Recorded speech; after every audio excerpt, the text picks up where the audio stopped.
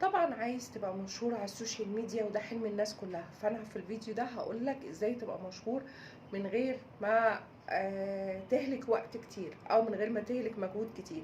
ده مش معناه ان احنا الموضوع هيبقى كده في لحظة، او من غير بلان او من غير تخطيط. مفيش حاجة كده، وزي ما قلت في الفيديو اللي فات، اللي هيقولك كده يبقى بيضحك عليك. بس خلينا نقول في حاجة اسمها براند شخصي. البراند الشخصي ده اللي هو انت بتعمل لنفسك براند او اسم، يعني تسمع مع الناس كبراند شخصي. يعني انا مثلا كجنة طاهر، انا اتعرفت للناس، ده اسمه براند شخصي.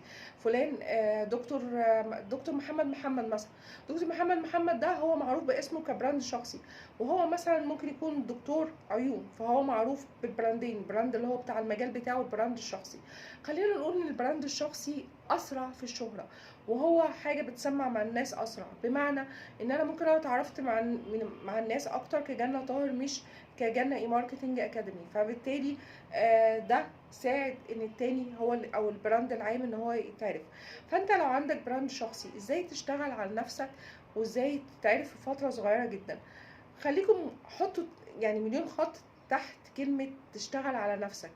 الموضوع مش سهل، الموضوع بيحتاج ان انت تشتغل، وان انت تشتغل على نفسك اكتر. بمعنى لو انا مثلا شغالة في التنمية البشرية، وفي مليون حد شغال في التنمية البشرية، فأنا هتعرف ازاي؟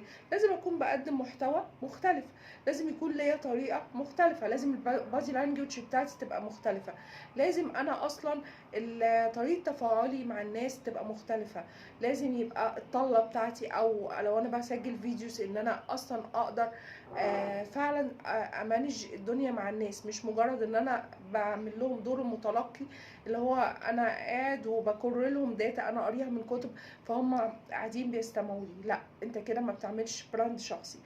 فلو في اي مجال بقى قيسوها عليها، لازم يبقى عندكم محتوى مختلف، لازم تكونوا بتقدموا ماتيريال مختلفة، لازم تكونوا عندكم نوليدج مختلفة، مش قاريين من كتب وبتقروا للناس.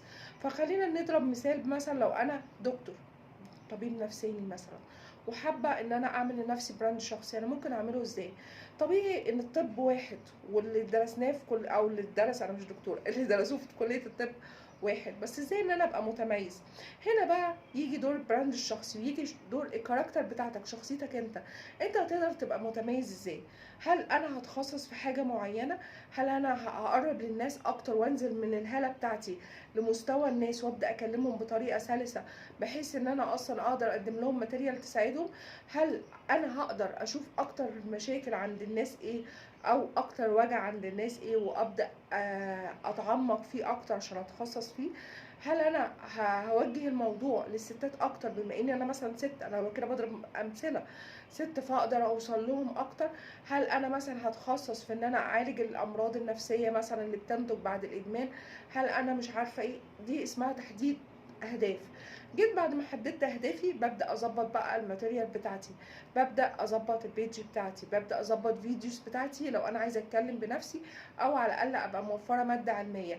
بلاش طريقه الكر والحفظ، بمعنى الحفظ، سوري، بمعنى ان انا بعمل براند شخصي، يعني شخصيتي لازم تطلع.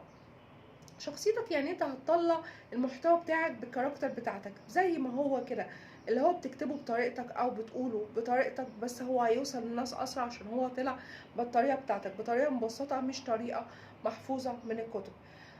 فده جزء من البراند الشخصي، وهكمله لكم عشان الفيديو بس ما يبقاش طويل. هكمله لكم في الفيديو الجاي مع امثله لمجالات تانية، لان انا دي اكتر حاجه الناس بتطلبها مني الفتره دي.